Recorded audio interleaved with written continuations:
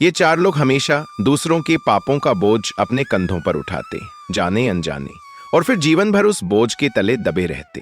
प्रिय मित्रों, सच्चाई और ईमानदारी ही जीवन की असली पूंजी है। चाहे परिस्थितियां कितनी भी कठिन क्यों ना हो जाए, चाहे जीवन हमें किसी भी मोड़ पर कठोर परीक्षा क्यों ना दे, हमें कभी भी बेईमानी का धन नहीं खाना चाहिए। याद रखिए, भगवान सब कुछ देखता है। हम भले ही अपनी चालाकी से संसार को धोखा दे दें, लेकिन ईश्वर की दृष्टि से कुछ भी छिपा नहीं रह सकता। जो लोग बेईमानी का धन वे न केवल अपने चरित्र को मलिन करते हैं, बल्कि अनजाने में दूसरों के पापों का भार भी अपने सिर पर ले लेते हैं। यह पापों का बोझ धीरे धीरे उनकी आत्मा को जकड़ लेता है और अंततः उनका जीवन दुखों और पछतावे से भर जाता है। आज की यह कथा आपको भीतर तक झकझोर कर रख देगी।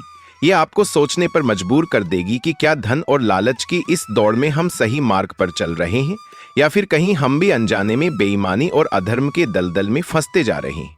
तो आइए इस प्रेरणादायक कहानी की ओर बढ़ते हैं और देखते हैं कि सच्चाई और ईमानदारी की राह पर चलना क्यों आवश्यक है। मित्रों, एक समय की बात है। गांव सहारनपुर में रमेश और प्रवीण नाम के दो घनिष्ठ मित्र रहते थे। उनकी मित्रता इतनी गहरी थी कि पूरे गांव में उनकी दोस्ती की मिसाल दी जाती थी। रमेश गांव में ही मेहनत मजदूरी करके अपनी आजीविका चलाता था, जबकि प्रवीण अक्सर अपने काम के सिलसिले में गांव से बाहर जाया करता था। गांव के लोग यही मानते थे कि प्रवीण एक नगर से सामान खरीदकर दूसरे नगर में बेचता है और इसी कारण उसे कई दिनों तक बाहर रहना पड़ता था। परंतु सच्चाई केवल रमेश जानता था। वास्तव में प्रवीण एक चोर था। हालांकि उसने कभी अपने गांव में चोरी नहीं की थी, लेकिन वह दूसरे नगरों में जाकर चोरी करता था।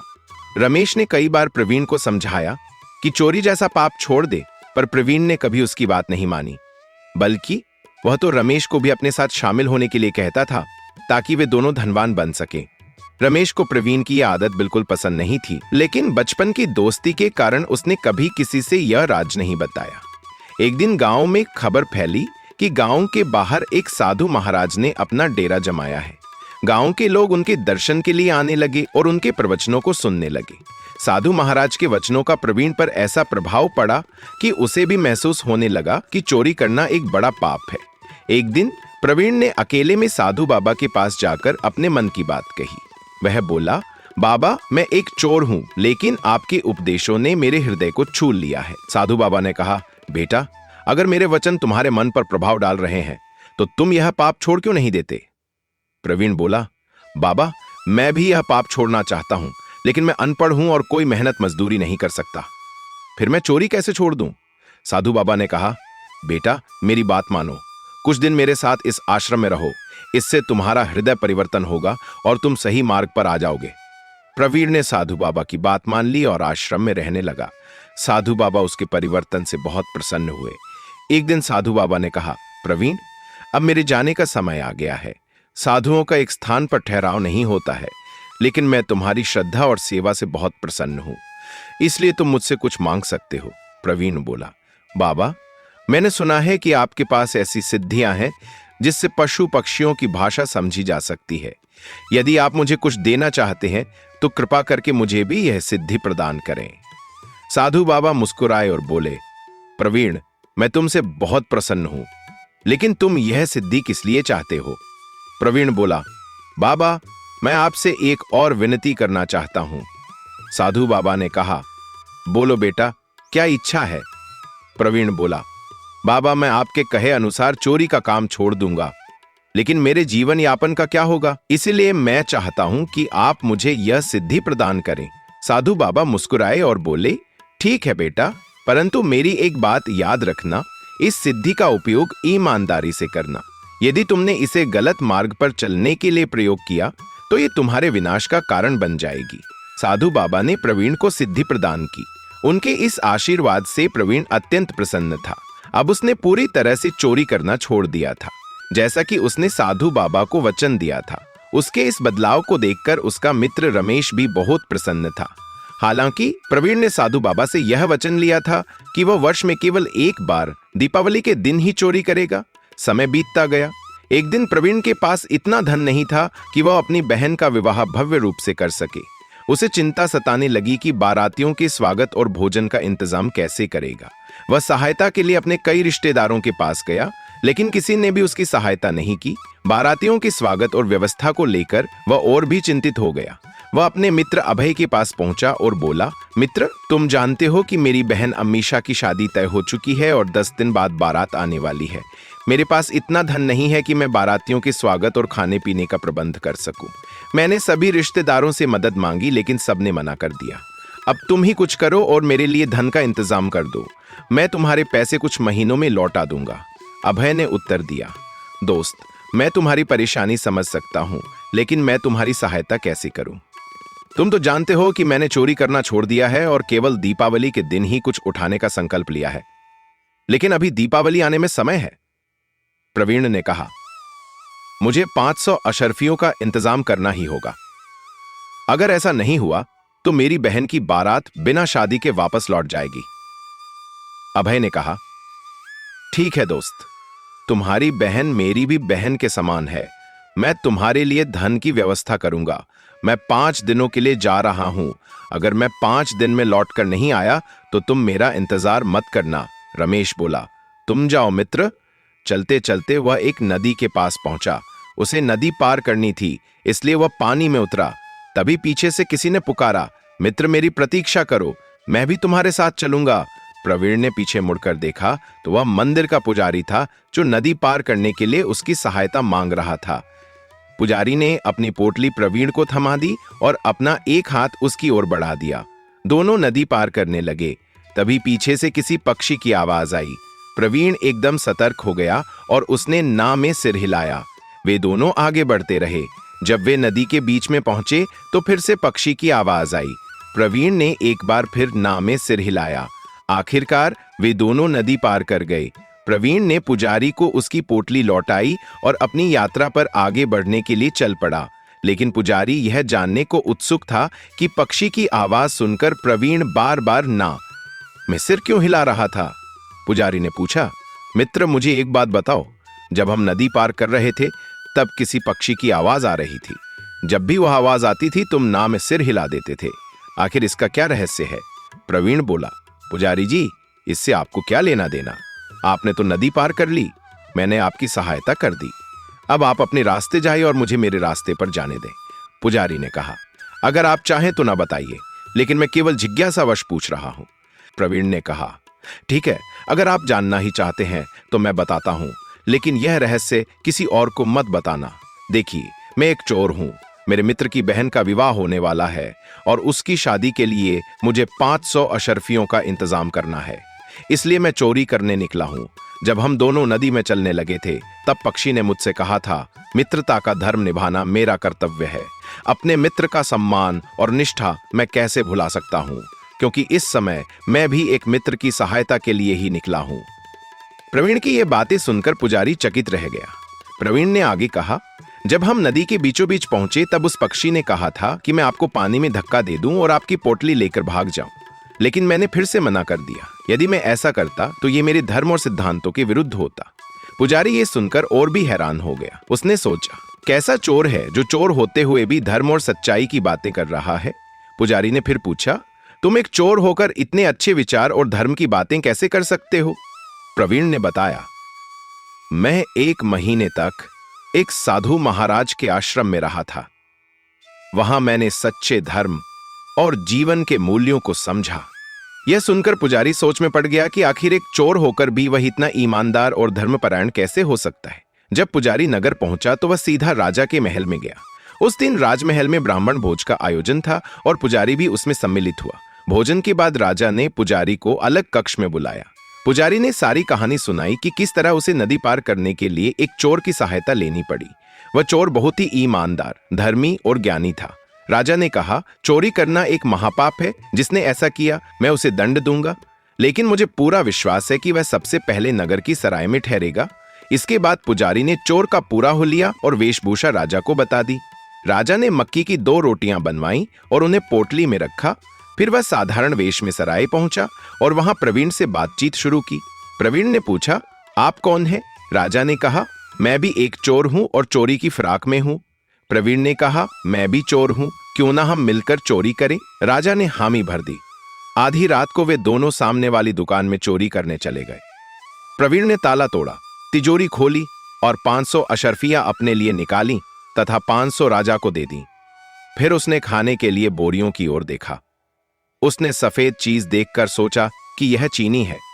उसने मुट्ठी भरकर मुंह में डाल ली, लेकिन जैसे ही उसने चखा तुरंत थूक दिया। राजा ने उसे गुस्से में तमाचा मारा और अशर्फियां छीन ली, लेकिन प्रवीण ने अपने हिस्से की 500 अशर्फियां तिजोरी में वापस रख दी और ताला बंद कर दिया। इसके बाद दोनों सराय लौट आए। राजा प्रवीण के पीछे पीछे चलता रहा और उसकी हरकतों को देखता रहा। राजा ने पूछा, तुमने ऐसा क्यों किया? प्रवीण ने उत्तर दिया, मैं भूखा था और दुकान में कुछ खाने के लिए ढूंढ रहा था, लेकिन गलती से मैंने दुकानदार का नमक खा लिया। जिसका नमक खाया हो उसके साथ विश्वासघात करना धर्म के विरुद्ध है, इसलिए मैंने पैसे वापस तिजोरी में रख दिए। राजा यह सुनकर हैरान रह गया। इसके बाद राजा ने कहा, अच्छा चलो अब किसी और जगह चोरी करते हैं। यह सुनकर प्रवीण ने राजा को एक तमाचा जड़ दिया और बोला, क्या हम सारी रात चोरियां ही करते रहेंगे? आज के लिए इतना ही, अब कल देखेंगे कि क्या करना है। राजा ने पूछा, कल कहां मिलोगे? प्रवीण ने कहा, इसी सराय के पीछे। मैं रात के समय तुम्हारा इंतजार करूंगा। इसके बाद राजा अपने महल लौट आया, लेकिन उसे रात भर नींद नहीं आई। वह प्रवीण के बारे में ही सोचता रहा कि यह कैसा रहस्यमय चोर है जो चोरी भी करता है और धर्म की बातें भी करता है। अगले दिन राजा फिर सराय पहुंचा। उसने प्रवीण को भोजन के लिए रोटियां दी। जब वे दोनों खा पीकर तृप्त हो गए तो राजा ने कहा, चलो भाई, आज रात हम राजा का खजाना लूटते हैं। प्रवीण बोला, वहां धन तो बहुत है, लेकिन खतरा भी बहुत है। बहुत है समुगदे अन्न अस्त्रोस, करपानी समुगदे, करपानी जेला, करपानी करपानी, करपानी करपानी, करपानी जेला, करपानी करपानी। अगर मुझे राजा के महल और खजाने के बारे में कुछ पता होता तो मैं यह खजाना जरूर लेता। राजा ने कहा, तुम उसकी चिंता मत करो, मुझे राजा के महल और खजाने के सारे रास्ते मालूम है। हम आसानी से चोरी कर पाएंगे। चलो चलते हैं। असल में राजा अपने पहरेदारों की सतर्कता परखना चाहता था। महल के 3 द्वारों पर पहरेदार थे और चौथे द्वार पर एक कुत्ता बंधा था। जब वे दोनों महल के पास पहुंचे तो देखा कि तीनों पहरेदार और कुत्ता गहरी नींद में थे। राजा ने प्रवीण को महल के सारे रास्ते बताए। प्रवीण खजाने वाले कमरे तक पहुंचा और तिजोरी का ताला तोड़ने लगा। तभी एक पक्षी बोला और कुत्ता भौंकने की बजाय कुकू करने लगा। प्रवीण ने राजा से कहा, तुम यही बाहर खड़े रहो, मैं अंदर जाकर तिजोरी का ताला तोड़ता हूं। राजा बाहर खड़ा हो गया और प्रवीण अंदर चला गया। प्रवीण ने तिजोरी का ताला तोड़ा। तभी पक्षी ने फिर से आवाज दी और कुत्ता एक बार फिर से कुकू करने लगा। प्रवीण ने 500 अशर्फियां अपने लिए और 500 राजा के लिए निकाली, लेकिन पक्षी की आवाज और कुत्ते की प्रतिक्रिया बार बार दोहराई गई। प्रवीण ने रुपए वापस तिजोरी में रख दिए और राजा को कमरे के भीतर बुला लिया। जब राजा अंदर आया तो प्रवीण उसके चरणों में गिर पड़ा और बोला, महाराज, मैं आपका चोर हूं और आप मेरे स्वामी हैं। आपने मुझे रंगे हाथों पकड़ लिया है। अब आप जो भी दंड देना चाहे मुझे स्वीकार है, लेकिन कृपया 500 अशर्फियां मेरे मित्र के पास भिजवा दीजिए, उसकी बहन की शादी है। राजा ने हैरान होकर पूछा, तुम कैसे जान गए कि मैं राजा हूं? प्रवीण ने कहा, महाराज, जब मैं खजाने का ताला तोड़ रहा था तो पक्षी ने कहा, खजाने में चोर घुस आया है और तुम सो रहे हो, तुम एक नम का हराम हो। कुत्ते ने उत्तर दिया, मैं तब भौंकता हूं जब चोर होता है, परंतु यहां तो राजा है। पहले मुझे उन दोनों की बातों पर विश्वास नहीं हुआ, लेकिन जब यही संवाद बार बार दोहराया गया तो मैं समझ गया कि आप राजा हैं। प्रवीण ने गहरी सांस लेते हुए कहा, महाराज, कृपया 500 अशर्फियां मेरे मित्र के पास भिजवा दीजिए। मेरे लिए जो भी सजा आप तय करेंगे वो मुझे स्वीकार है। अगली सुबह राजा ने अपना दरबार लगाया और सभी दरबारियों को प्रवीण चोर की पूरी कहानी सुनाई। प्रवीण को भी दरबार में पेश किया गया। राजा ने पूछा, भाई, यह बड़ी ही आश्चर्य की बात है कि एक तरफ तो तुम चोर हो, लेकिन दूसरी तरफ तुम धर्म और ज्ञान की बातें करते हो। यह कैसे संभव है कि एक चोर के अंदर ऐसे सद्गुण हो? जिस दुकानदार का तुमने नमक खाया वहां तुमने चोरी नहीं की। जिस ब्राह्मण को तुमने नदी पार करवाई उसे मित्र मानकर उसका धन भी नहीं चुराया। आखिर यह सब क्या रहस्य? एक चोर के भीतर ऐसे नेक विचार कैसे आ सकते हैं? प्रवीण ने हाथ जोड़कर उत्तर दिया, महाराज, यह सब ज्ञान और धर्म की बातें मुझे एक साधु महाराज ने सिखाई थीं। उन्होंने ही मुझे पशु पक्षियों की भाषा समझने का आशीर्वाद भी दिया था। असल में पहले मैं एक बहुत ही माहिर चोर था और आए दिन चोरी करता रहता था। लेकिन उन साधु महाराज के वचनों ने मुझे सही मार्ग दिखाया और मेरा हृदय परिवर्तन कर दिया। अब मैं केवल दीपावली के दिन ही किसी भंडारे से आवश्यकता का सामान उठाता हूं, जिसकी अनुमति मुझे साधु महाराज ने दी थी। परंतु आज मैंने अपना ही संकल्प तोड़ दिया, क्योंकि मैं अपने मित्र की सहायता करना चाहता था। यदि कल तक उसके पास 500 अशर्फियां ना पहुंची और उसकी बहन की बारात लौट गई, तो वह जीवन भर इस कलंक के साथ जीने के लिए मजबूर हो जाएगा। महाराज, मेरी आपसे प्रार्थना है कि कृपया 500 अशर्फियां मेरे मित्र के पास भिजवा दीजिए। वह मेरी प्रतीक्षा कर रहा होगा, क्योंकि मैंने उससे वादा किया था कि 5 दिनों के भीतर धन लेकर आऊंगा। राजा ने कहा, मैं एक दूत भेजकर तुम्हारे मित्र के पास 500 अशर्फियां भिजवा देता हूं। राजा ने उसी समय अपने एक सेवक को प्रवीण के मित्र रमेश के पास भेजा। राजा के भेजे हुए दूत ने रमेश को सारी बात बताई और कहा, तुम्हारे मित्र को महल में चोरी करते हुए पकड़ा गया है। राजा ने तुम्हारी बहन की शादी के लिए 500 अशर्फियां भेजी हैं। रमेश ने यह सुनकर अशर्फियां लेने से इनकार कर दिया और कहा, मैंने यह धन अपने मित्र से मांगा था और मैं उसी के हाथों से इसे लूंगा। तुम यह धन वापस ले जाओ। दूत महल लौट आया और उसने राजा को रमेश की बात बता दी। राजा, जो पहले ही प्रवीण की ईमानदारी और उसके नेक विचारों से प्रभावित था, अब रमेश और प्रवीण की मित्रता देखकर और भी अधिक प्रभावित हो गया। राजा ने कहा, अभय, मैं खुद तुम्हारे साथ चलूंगा। मैं तुम्हारे मित्र को यह धन दूंगा ताकि वह अपनी बहन का विवाह अच्छे से कर सके। फिर राजा प्रवीण के साथ उसके गांव गया। राजा ने रमेश को इतना धन दिया कि उसकी बहन का विवाह अच्छे से संपन्न हो सके। इस घटना के बाद राजा प्रवीण को अपने साथ राजमहल ले आया और कहा, प्रवीण, बेशक तुम एक चोर थे, लेकिन तुम्हारे अंदर ऐसे गुण हैं जो एक अच्छे और ईमानदार व्यक्ति में होने चाहिए। मेरे विचार से अगर तुम्हें आजीविका का कोई उचित साधन मिल जाए तो तुम चोरी कभी नहीं करोगे। इसलिए मैं चाहता हूं कि आज से तुम मेरे दरबार में नौकरी करो। तुम्हारे जैसे ज्ञानी और गुणी व्यक्ति की मेरे दरबार में बहुत आवश्यकता है। समय समय पर प्रवीण राजा को सलाह दिया करता और इस तरह से एक साधारण चोर से वह राजा का विश्वास पात्र दरबारी बन चुका था। राजा ने प्रवीण की ईमानदारी, विनम्रता और समझदारी देखकर मन ही मन तय कर लिया कि ऐसे इंसान को उसका सही सम्मान मिलना चाहिए। उसने प्यार भरी नजरों से प्रवीण की तरफ देखा और गंभीर आवाज में कहा, प्रवीण, तुम बहुत ही अच्छे इंसान हो। तुम्हारी सच्चाई, निष्ठा और दूसरों की मदद करने की भावना वाकई काबिले तारीफ है। जैसे सूरज अपनी रोशनी से सारी दुनिया को उजाला देता है, वैसे ही तुम्हारे अच्छे गुण लोगों के लिए मिसाल बन सकते हैं। अगर तुम्हें सही मौका और सही दिशा मिले तो तुम अपनी बुद्धि और समझदारी से इस राज्य को और भी बेहतर बना सकते हो।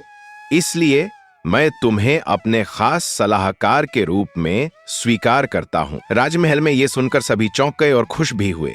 सबने एक साथ राजा के फैसले का समर्थन किया।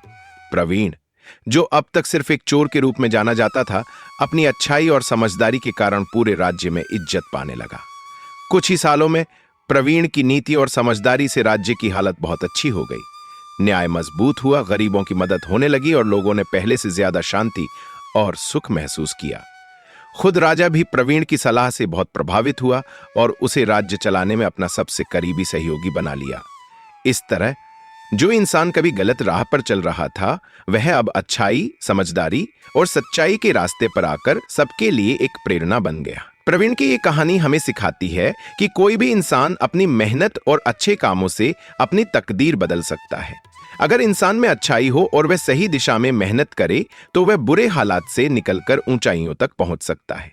इसलिए ये कहानी हमें बताती है कि इंसान अपनी गलतियों से सीखकर और अपने गुणों को निखारकर खुद को एक अच्छा और आदर्श व्यक्ति बना सकता है, जो दूसरों के लिए भी प्रेरणा बने। अगर आपको यह कहानी पसंद आई हो और इससे आपके चेहरे पर मुस्कान आ गई हो या आपके दिल को छू लिया हो, तो कृपया हमारे चैनल को लाइक करें। आपका एक लाइक हमें और भी बेहतरीन कहानियां लाने के लिए प्रेरित करेगा। साथ ही अपने विचार हमें कमेंट में जरूर बताएं, ताकि हम आपकी पसंद के अनुसार और शानदार कहानियां लेकर आ सकें। धन्यवाद।